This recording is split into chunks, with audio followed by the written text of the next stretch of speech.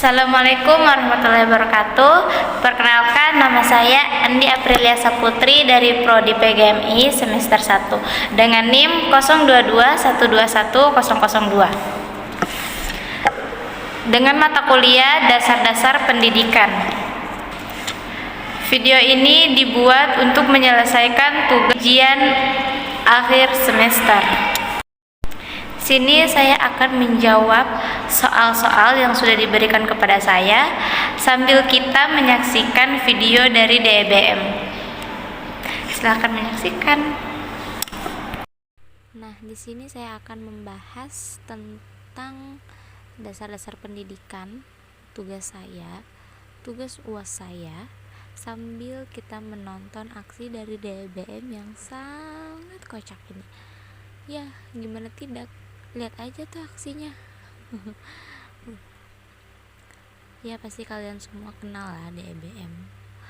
Aksi kocak dari masaknya itu kayak gimana. Dan tidak lupa juga selalu ada dengan corong merah cap badak.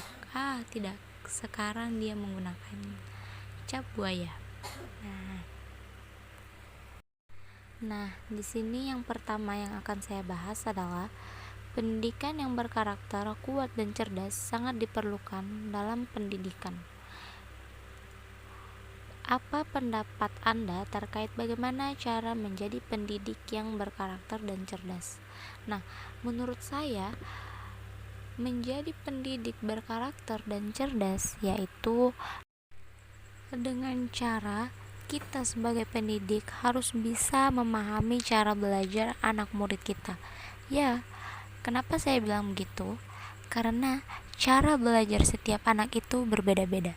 Jadi kita sebagai seorang pendidik harus bisa memahami cara belajar mereka. Dan juga kita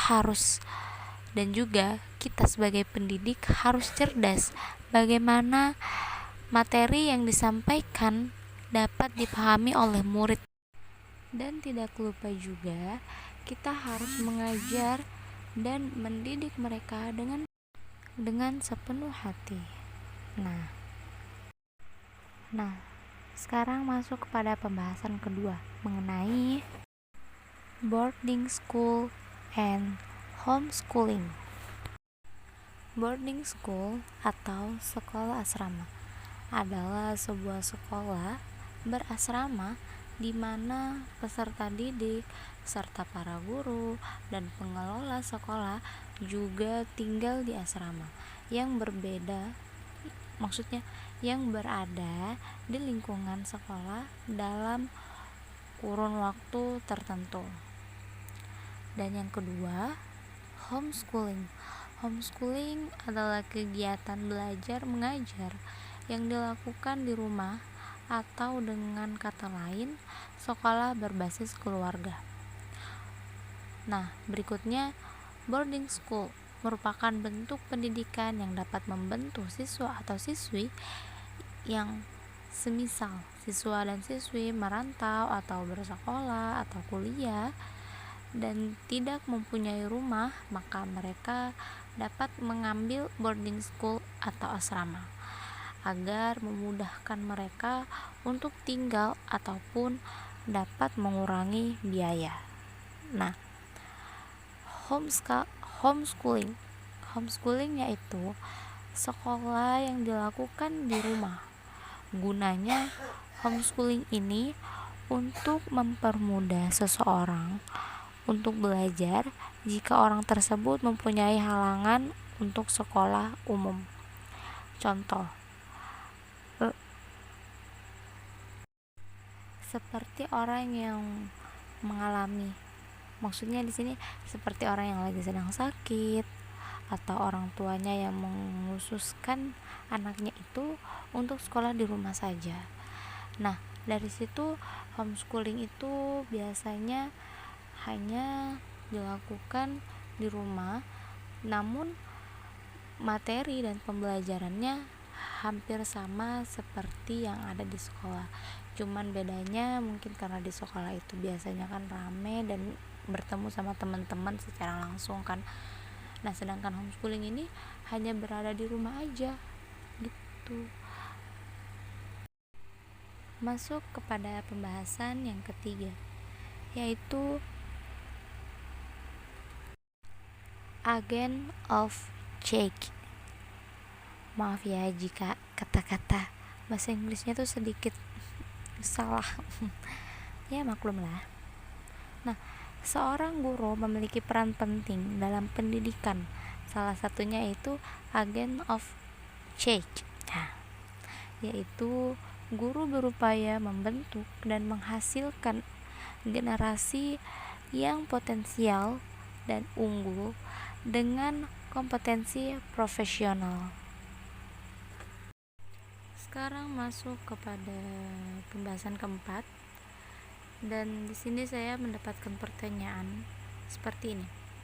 Apabila Anda sebagai pemimpin dalam bidang pendidikan, apa yang akan Anda lakukan apabila Anda sebagai pemimpin pendidikan di Indonesia? Menurut kalian apa ya yang akan kalian lakukan ketika kalian menjadi pemimpin pendidikan? Mungkin menurut saya saya bisa membuat program wajib belajar. Yang kedua, menerapkan rajin literasi. Yang ketiga, mengadakan pelatihan-pelatihan terhadap guru-guru agar memiliki kompetensi mengajar berkualitas dan profesional. Mungkin itu aja sih ya. Atau menurut kalian apa lagi? Coba ya nanti disampaikan melalui link ini, atau bisa komentar di kolom komentar. Ya, masih bersama lagi dengan DEBM yang super ribet ini. Oke, selanjutnya masuk pada pembahasan yang kelima mengenai pengaruh sosial media terhadap perkembangan pendidikan Indonesia. Mungkin menurut saya pengaruh pendidikan sosial terhadap perkembangan pendidikan di Indonesia memiliki dua dampak. Dampak yang pertama, dampak yang positif. Dari media sosial kita dapat mengetahui informasi-informasi yang ada di luar, dan kita dapat belajar melalui HP dengan cara online atau belajar online gitu. Nah, contohnya itu seperti ketika guru atau dosen yang tidak bisa masuk untuk melakukan pembelajaran secara tatap muka, maka pembelajaran tersebut akan melalui HP atau daring, atau bisa dibilang ya menggunakan Zoom, via Meet gitu, untuk mempermudah proses pembelajaran gitu. Nah, namun ada pula dampak negatifnya, yaitu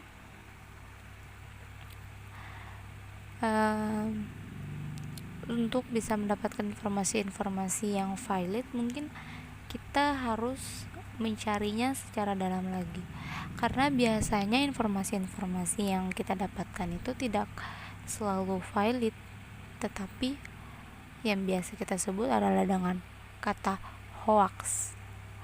Nah, dampaknya juga bisa terjadi saat kita lagi mengadakan pembelajaran secara online. Ya, terkadang jaringan yang kurang mendukung saat kita melakukan pembelajaran online. Di saat kita sedang melakukan Zoom atau Meet, di saat lagi menjelaskan, namun jaringan tiba-tiba jelek, namun jaringan tiba-tiba putus. Itu yang terkadang membuat kita saat melakukan pembelajaran itu jadi terputus ataupun terganggu. Seperti itu sih yang menurut saya. Semoga dari pembahasan yang sudah saya sampaikan ini bisa bermanfaat bagi kita. Kurang lebihnya mohon dimaafkan. Wabillahi taufiq wal hidayah. Assalamualaikum warahmatullahi wabarakatuh. Sampai jumpa teman-teman sekalian. Semoga kalian tidak ganas ya, ataupun marah karena video saya DBM. Bye bye. Itu saja video dari DBM dan penjelasan yang sudah saya sampaikan. Kurang lebihnya mohon dimaafkan. Wabillahi taufiq wal hidayah. Wassalamualaikum warahmatullahi wabarakatuh. Sampai jumpa.